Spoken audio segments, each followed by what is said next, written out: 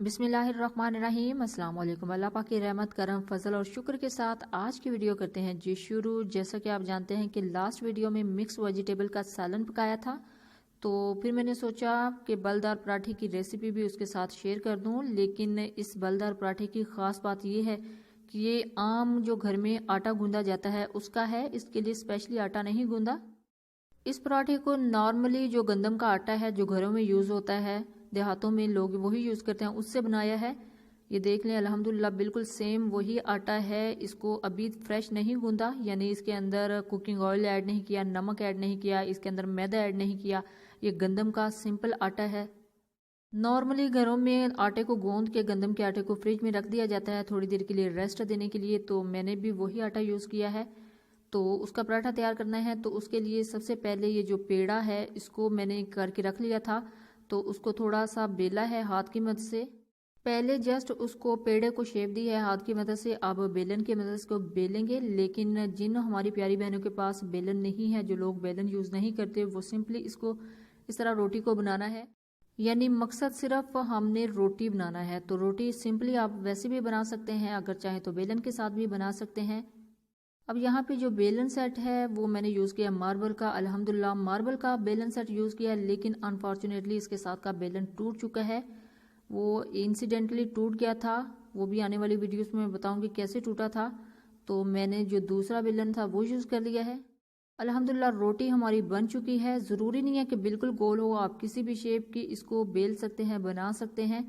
तो इसके ऊपर जस्ट एक जो टेबल स्पून है यानी एक चम्मच है वो घी लगा देना है। आप चाहे तो देसी घी भी यूज़ कर सकते हैं, देसी घी से टेस्ट बहुत ज़बरदस्त आ जाता है। अब इसको करना है जी फोल्ड। यहाँ पे बहुत ज़्यादा जो लोग हैं वो इसके ऊपर मैदे को स्प्रिंकल करते हैं, यानी आटा लगा देते हैं, थोड़ा सा खुश्क आटा डस्ट कर देते हैं। लेकिन मैंने वो डस्ट नहीं किया, जस्ट सिंपल इसके अंदर घी लगाया है और इसको फोल्ड कर दिया है।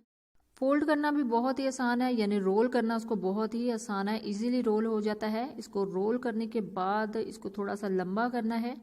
तो देखिए अल्हम्दुलिल्लाह हमारा जो रोल है वो अच्छे से रेडी हो चुका है। तो अब इसको थोड़ा सा लंबा करना है, और इसको थोड़ा सा लंबा करने के बाद इसको शेप दे देनी है पेड़े की अगेन। यानी इसके रोल को लंबा करने के बाद इसको फोल्ड करते जाना है। फोल्ड करना बहुत ही आसान है, सेम आपने पेड़े की शेप में ही इसको फोल्ड कर लेना है। देखें बहुत ही ज़बरदस्त तरीके से पेड़े की शेप अगेन आ गई है। अब यहाँ पे इसको आटे में रख देना है और इसको रेस्ट देना है जस्ट 5 मिनट के लिए, क्योंकि इसके अंदर हमने घी को रोल किया था। तो अगर आप डायरेक्ट इसको बनाना स्टार्ट कर देंगे तो जो घी है वो इसके बाहर आ सकता है, यानी लीकेज हो सकता है।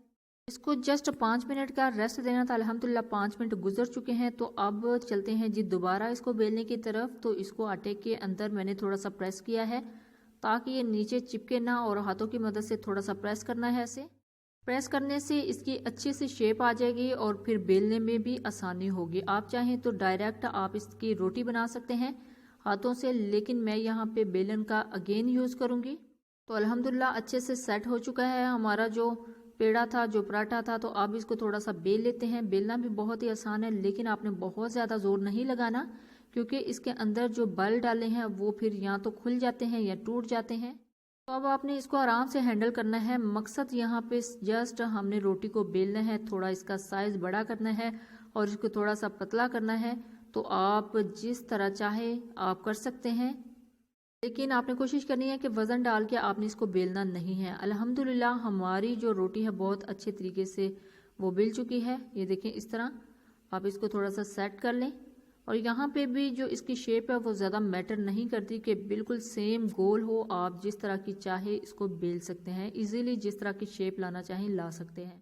अब चलते हैं जी इस पराठे को पकाने की तरफ। तो यहाँ पे मैंने एक पैन ले लिया है, बिस्मिल्लाहिर्रहमानिर्रहीम। उसके अंदर 1 टेबल स्पून कुकिंग ऑयल डाल दिया है। कुकिंग ऑयल डालने का मकसद सिर्फ ये है कि इसको अच्छे से ग्रीस करना है। ग्रीस आपने इजीली इसको कर लेना है, उससे रोटी पे अच्छा सा इफेक्ट आता है, बहुत अच्छा ज़बरदस्त कलर आता है। अब इसको अंदर डालते हैं जी इस पैन के अंदर। बिस्मिल्लाहिर्रहमानिर्रहीम। आराम से आपने इसके अंदर डालना है और इसको अच्छे से मैनेज करना है। आप चाहें तो तवे के ऊपर भी पका सकते हैं, लेकिन मैंने भी फर्स्ट टाइम एक्सपेरिमेंट किया है कि इसको पैन के अंदर बनाने का, क्योंकि अल्हम्दुलिल्लाह तवे भी मेरे पास एक नहीं बल्कि 2 अदद हैं। लेकिन मैं इसको आज पैन के अंदर बना रही हूँ। पैन के अंदर भी इजीली बन सकता है। तो इसको हमने थोड़ी देर के लिए कुक करना है।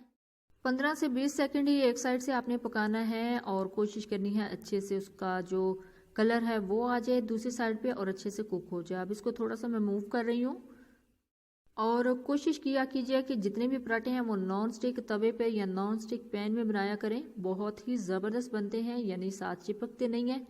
तो अल्हम्दुलिल्लाह एक साइड से पकना स्टार्ट हो गया है। तो अब थोड़ी देर के लिए इसकी जो साइड है वो चेंज कर लेते हैं। देखिए जी, इसकी साइड चेंज की है तो अल्हम्दुलिल्लाह एक साइड से अच्छे तरीके से जो कुक हो चुका है। तो अब ऐसे ही 15 से 20 सेकंड के लिए दूसरी साइड से भी इसको कुक करना है। यहाँ पे कोशिश करनी है कि दोनों साइडों से जो इसका कच्चापन है वो थोड़ा ख़त्म हो जाए, क्योंकि आगे हमने इसको फ्राई करना है घी में, तो उसके लिए दोनों साइडों से थोड़ा थोड़ा इसका कुक होना ज़रूरी है। अल्हम्दुलिल्लाह बहुत ही ज़बरदस्त तरीके से दोनों साइडों से कुक हो रहा है, दूसरी साइड से भी अच्छे से कुक हो गया है। तो जैसे ही दूसरी साइड से ये कुक होगा तो इसको हमने टर्न कर लेना है, यानी इसकी साइड चेंज करनी है। और साइड चेंज करने के बाद इसके ऊपर हमने घी लगाना है और फिर इसको घी के साथ फ्राई करना है। अब दोनों साइडों से ये हाफ कुक हो चुकी है तो अब इसकी करते हैं जी साइड चेंज और इसको करते हैं घी में फ्राई। आप चाहें तो देसी घी का यूज़ कर सकते हैं, लेकिन मेरे पास सिंपल घी है तो 1 टेबलस्पून इसके ऊपर काफ़ी है। आप चाहें तो थोड़ा सा लगा लें, अगर आपको ज़्यादा क्रिस्पी पसंद है तो ज़्यादा घी भी लगा सकते हैं। तो इसकी साइड चेंज की है और इसको हमने करना है जी फ्राई। यहाँ पे आप कोशिश करें कि मीडियम टू लो आंच कर दें, यानी थोड़ी सी कम आंच कर दें ताकि अच्छे से ये फ्राई हो जाए और थोड़ी क्रिस्पी हो जाए। अल्हम्दुलिल्लाह बहुत ही ज़बरदस्त तरीके से ये फ्राई हो रही है और जस्ट 15 से 20 सेकंड के लिए इसको फ्राई करना है और इसकी साइड चेंज करते हैं जी। अल्हम्दुलिल्लाह बहुत ही ज़बरदस्त तरीके से हमारी जो रोटी है वो बन चुकी है, हमारा पराठा तैयार हो चुका है। इसको करते हैं जी आप डिश आउट। बिस्मिल्लाहिर्रहमानिर्रहीम। देखें बहुत ही ज़बरदस्त इस पर कलर आया है, बहुत ही ज़बरदस्त तरीके से रेडी हुआ है। देखिए जी, डिश आउट करने के बाद बहुत ही ज़बरदस्त इसके बल नज़र आ रहे हैं। जब इसको तोड़ेंगे तो और भी इसके अंदर इसकी लेयर्स नज़र आएंगी। तो अल्हम्दुलिल्लाह बहुत ही अच्छे तरीके से हमारा पराठा तैयार हुआ है। आप इसको चार के साथ भी सर्व कर सकते हैं, सालन के साथ भी सर्व कर सकते हैं। मैंने यहाँ पे जो लास्ट वीडियो में सालन बनाया था उसके साथ इसको सर्व किया है। जब भी बनाए अपना फीडबैक ज़रूर दीजिएगा, दुआ में ज़रूर याद रखिएगा। अल्लाह हाफिज़। Thanks for watching.